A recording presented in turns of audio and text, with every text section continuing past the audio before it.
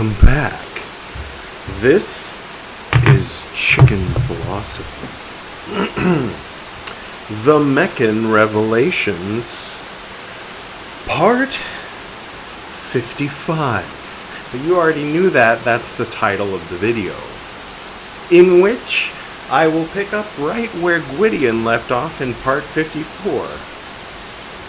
And thank you, Editor Edward, for not using that clip of Sammy Hagar knocking down... Okay, go ahead and do it. 55! Yeah, so episode 55, Sammy Hagar can't drive 55. So there was a time back in the 80s, I think. The speed limit, I think it was 65, then they changed it to 55 in a lot of places, and then they moved it back to 65. Thanks to Sammy Hagar. Anyway, it's raining. This is a special episode because there isn't any music, or if there is, it's very light. I don't know. We'll let Editor Edward figure these things out. So I'm talking a little louder, more like I'm projecting, because the rain is... I opened the window. I opened the door. I opened the sliding glass, plastic, whatever it is, balcony door. Coffee, no sugar. And today we're gonna go with some Norgay, as in I am neither blank nor gay. No.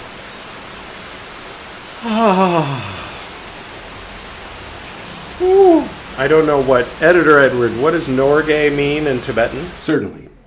But first... I got the knife! Now turn on the goddamn light! Thanks, Monty. So Norgay is a Sherpa name, often associated with Tenzing Norgay, the famous mountaineer who, along with Edmund Hillary, was one of the first to reach the summit of Mount Everest. While commonly mistaken for a surname, it is actually a given name in Tenzing Norgay's case. In Tibetan, Tenzing Norgay translates to wealthy, fortunate follower of religion. That was from the Google AI. Glancing briefly at the Wikipedia, it seems pretty accurate, I guess. Thank you, Editor Edward. So, yeah.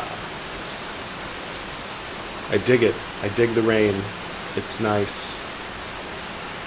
This smells good. And so I need to light it a little more, because sometimes when I blow it out, I don't see any glowing red. Then again, I don't have my glasses on yet. There's a little bit of glowing red. We'll just assume that did the trick. It's very nice, I'd say. I know. Some of you might be thinking, none of you are thinking. Absolutely zero people, except for me, are thinking, hey, Edward, haven't you done 2 or maybe even 3, definitely at least 2 episodes of Chicken Philosophy since you did the last episode of Buddhist books? Yeah, I just felt like doing this today. I like the subject, and it doesn't require me to do a lot of setup, and I don't know, I can be silly. I tend to I don't know why, I try to make Buddhist books a little more professional, where Chicken Philosophy has always been, from the beginning it was never even meant to have people watch it. It was just hey, stop watching it, I'm doing this for myself, I'm not editing. There was a rule, don't make Editor Edward do any work. What happened to that rule? Anyway, doesn't matter. So today, we're going to, as always, read some Hafiz poetry, and read some Meccan Revelation by Ibn al-Arabi. And if If I have thoughts about anything I read, I will say them. That's basically what we do here. And next time I'll do a Buddhist Books episode. So there's that. Oh, this is new. I decided to move some books around. I put all my, what do we got here? We got the Tanakh, which was upside down, and it was an accident, but then I was like, well, it could be like, when you turn the American flag upside down, but it's like, I don't know. Like with Hafiz. Today we're reading Hafiz. He's from Iran.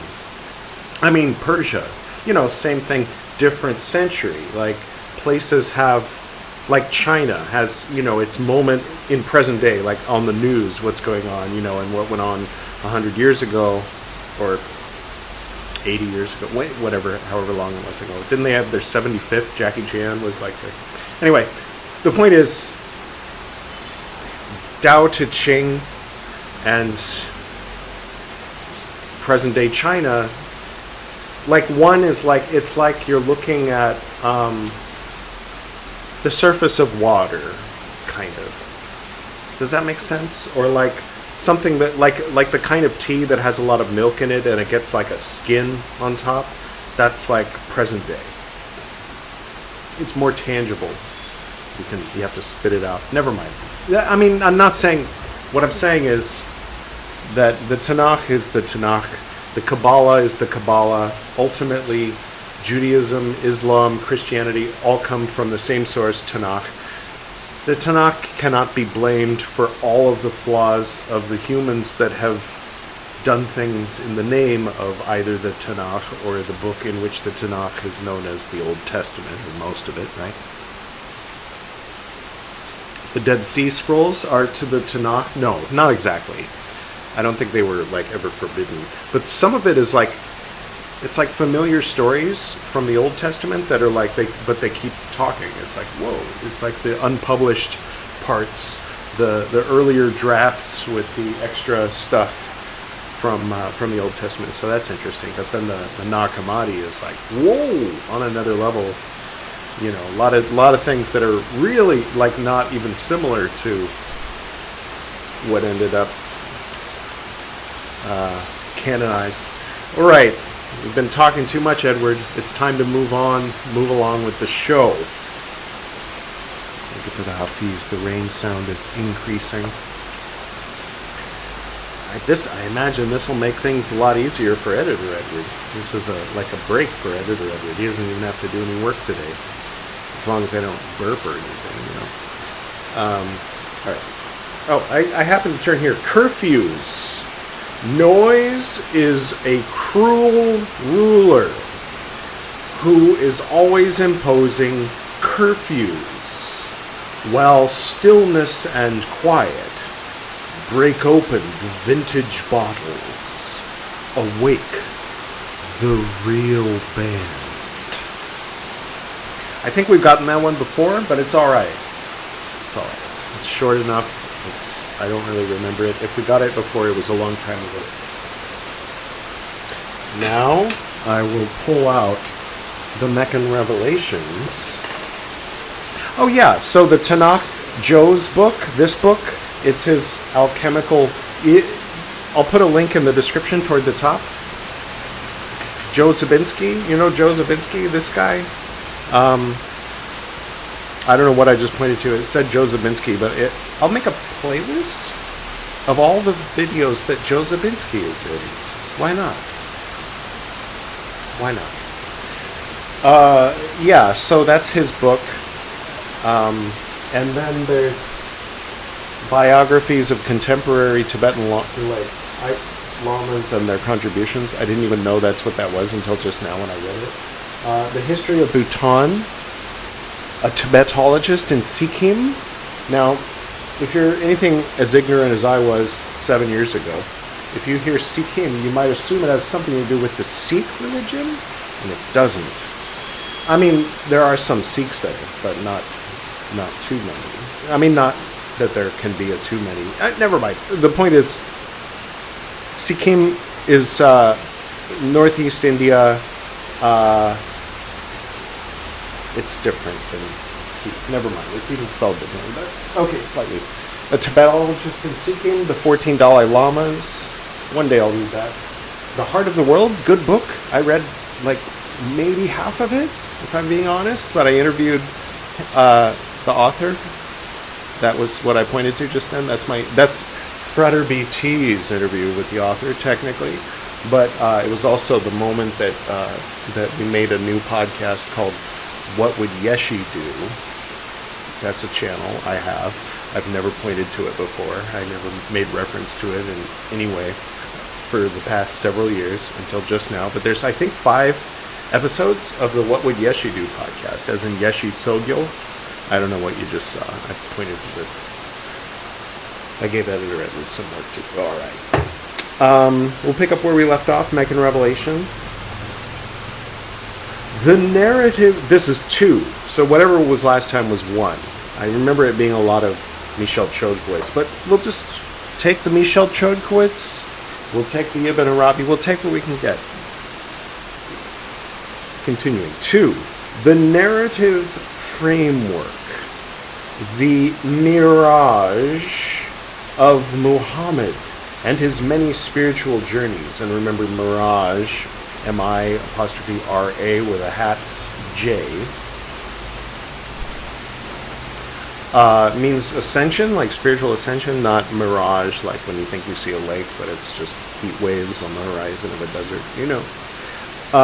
The long following section combines a virtually complete quotation of one long hadith account of the Prophet's mirage. Well, okay, thank you for leaving that part out. If we want to read that, we can go read the hadith, whose sequence of events and heavenly encounters with spirits of earlier prophets provides the narrative framework for all of Ibn Arabi's different revisions of that voyage, with a number of the Shaykh's personal observations. These brief remarks either foreshadow themes developed at greater length in the rest of the chapter, parentheses, and in his other treatments of the mirage theme, end parentheses, or else allude to interpretations, parentheses, for example, of the drinks offered the prophet at the beginning of his journey, or of the rivers of paradise, end parentheses. Remember, there are 4 of those.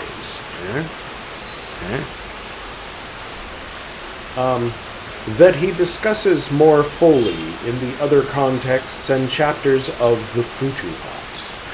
However, 4 of those asides are significant enough to deserve special mention here.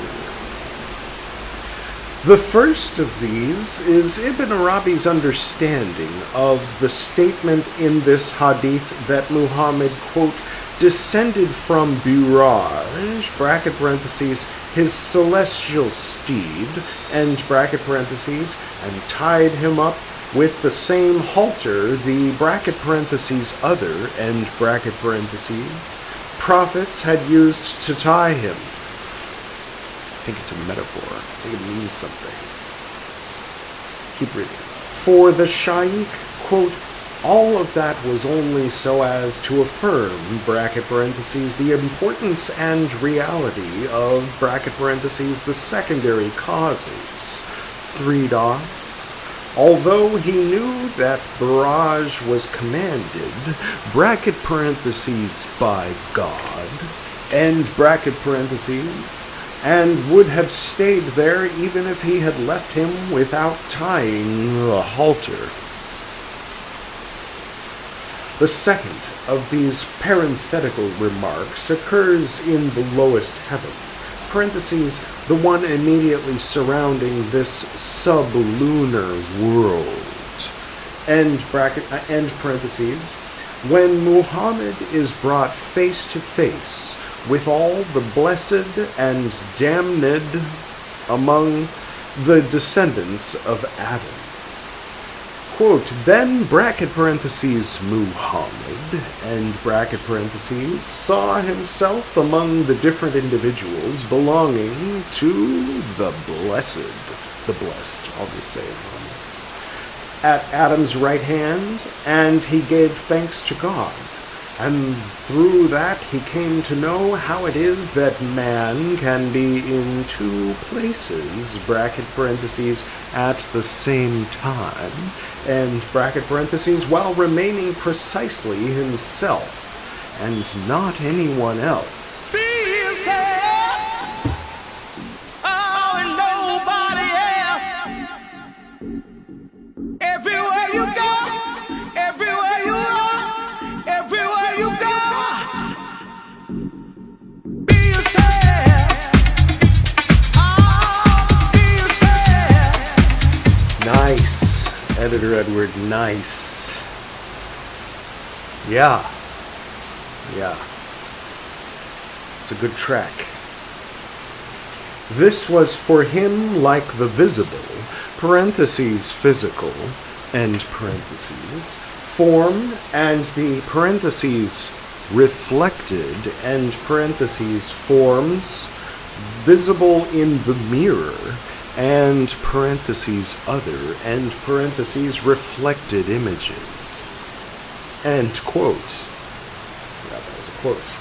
The third passage is Ibn Arabi's statement in connection with the prophet's visit to Jesus in the second heaven, that, quote, "He was our first master, through whose assistance we returned, bracket parentheses, to God, and bracket parentheses, and he has a tremendous solicitude for us, so that he does not forget us for a single hour," end quote. The final observation concerns the nature of the prophet's vision of God at the culminating stage of his ascension, after God, in the words of the Hadith, quote, "He revealed to him what he revealed," end quote.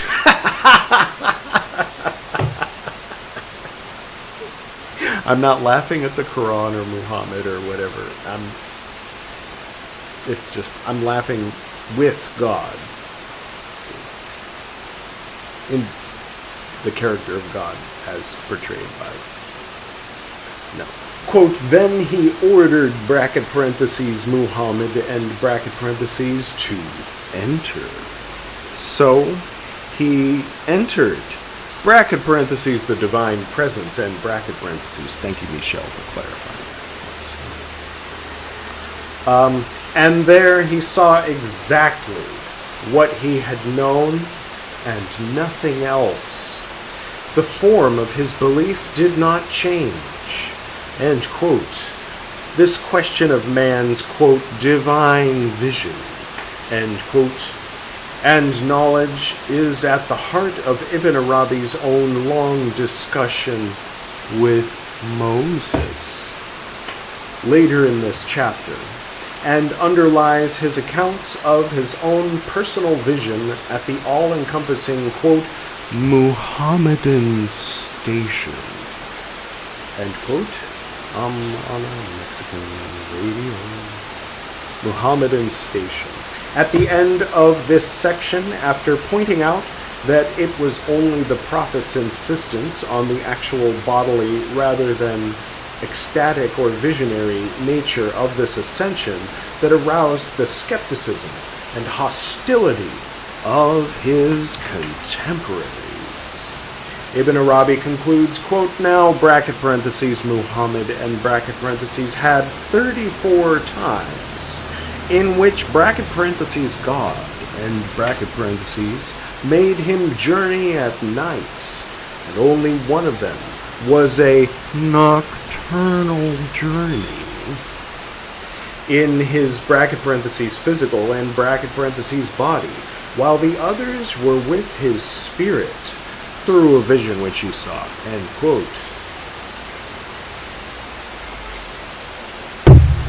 All right, Mr. Chodkowitz. 3.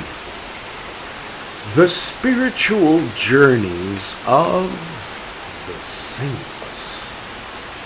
As for the saints, They have spiritual journeys in the intermediate world, during which they directly witness spiritual realities embodied in forms that have become sensible for the imagination. These (sensible images) convey knowledge of the spiritual realities contained within those forms. And so they have a (spiritual) and journey on the earth and in the air, without their ever having set a sensible foot in the heavens. I don't know, but if you were filling out that column, is it column? No, row. If you were filling out that row in your own copy of 777, would you make that equivalent to purgatory, perhaps, for the Catholic, and the astral plane for everyone else? Well, except for the people who are like, nope, nothing but molecules. Like, okay. For what distinguished God's messenger from all the others, (among the saints), was that his body was made to journey, so that he passed through the heavens and spheres in a way, or the bardo, in a way perceptible by the senses, and traversed real sensible distances. But all of that from the heavens, (also belongs, and to his heirs, only, and in its spiritual reality, not its sensible form. So is this Ibn Arabi? I didn't even realize we were reading Ibn Arabi. Wow. It took me by surprise. As for what is in the heavens, let us mention what God made me directly witness in particular of the journey of the people of God. For their journeys are different, (in form, and because they are embodied spiritual realities. Unlike the sensible journey, (of the prophet), and thus the ascensions of the saints are the ascensions of (there) and spirits, as in possessive, and the vision of (there) and hearts, the vision, and of forms in the intermediate world, and of embodied spiritual realities. And we have already mentioned what we directly witnessed of that in our book called The Nocturnal Journey, along with the order of (the stages of, and the voyage, ... Therefore, whenever God wishes to journey with the spirits of whomever he wishes among the heirs of his messengers and his saints, so that he might cause them to see his signs, Quran 17:1. For this is a journey to increase (there) and knowledge, and open the eye of (there) and understanding. The modalities of their journey are different (for different individuals) and among them are those whom he causes to journey in him. Now this journey (in God) and involves the dissolving of their composite nature. See, this is the stuff that Martin Luther could have used a little injection of. That's what I'm saying. That's what I'm saying. Through this journey, God (first of all) and acquaints them with what corresponds to them in each world (of being) and by passing with them through the different sorts of worlds, both composite and simple. Then, bracket parentheses, the spiritual traveler, end bracket parentheses, leaves behind in each world that part of himself. I'm truly sorry if anybody was offended by my cutting to detachable penis by King Missile while reading about Sufis. In my mind, I thought it was okay. But if I'm wrong, please forgive me. Alright. Okay. What?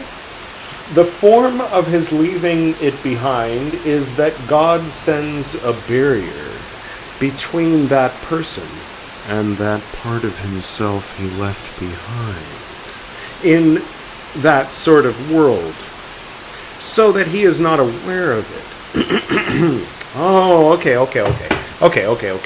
Sidebar. This may or may not be approximately what he's saying. When you go camping, or you go out for a picnic, you don't bring everything with you. You bring a little bit with you into that world. And similarly, we don't have any recollection of or awareness of all the other shit we've done and all the other shit we are currently doing for practical purposes, for the survival of the genetic entity, of the organism that we're in this partnership with. Maybe. I don't know. It's just a guess that that's what he's saying, or that that's what's going on. Either one, whatever. Doesn't matter. Oh, I saw that Razor's Edge movie, and I thought it was... I enjoyed aspects of it, but I think it should have ended right here.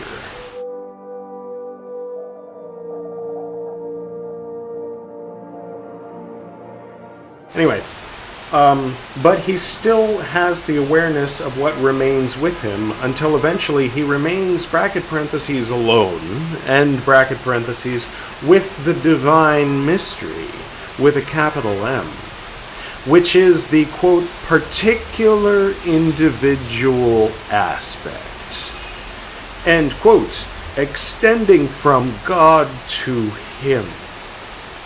The Shama, perhaps, Anyway. So when he alone remains, bracket parentheses, without any of those other attachments to the world, and bracket parentheses, then God removes from him the barrier of the veil. Why not just... Never mind. I won't get into touchy territory. No, I don't... Veils... you can wear it as a fashion thing, but when it's by compulsory by law, I'm not into that. Anyway, and remains with God, just as everything else in him remained with bracket parentheses the world, and bracket parentheses corresponding to it.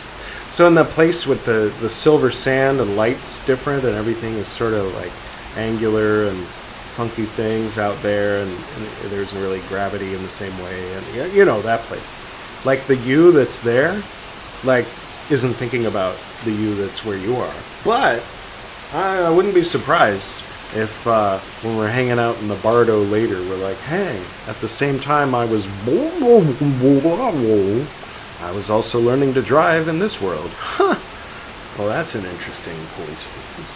Hence, throughout this journey, the servant remains God and not God.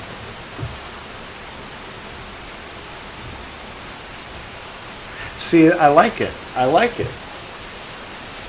Like, if you go on let's bring up the spectrum. So, Martin Luther is over here. He says you're not God. Vedanta is over here. Says you're God. Ibn Arabi, right smack dab in the middle. And I have to say, if not by these exact words, it has the essence of at least a what's it called? The Mahayamaka, the Mahayamika, the Nagarjuna thing. Well, I mean, like that emphasis, you know what I mean, on Buddhism or whatever. Like, never mind. Oh, let's save that for the other podcast. He makes bracket parentheses the servant and bracket parentheses. With respect to him, with respect to bracket parentheses what is and bracket parentheses not him, in him. In a subtle spiritual journey.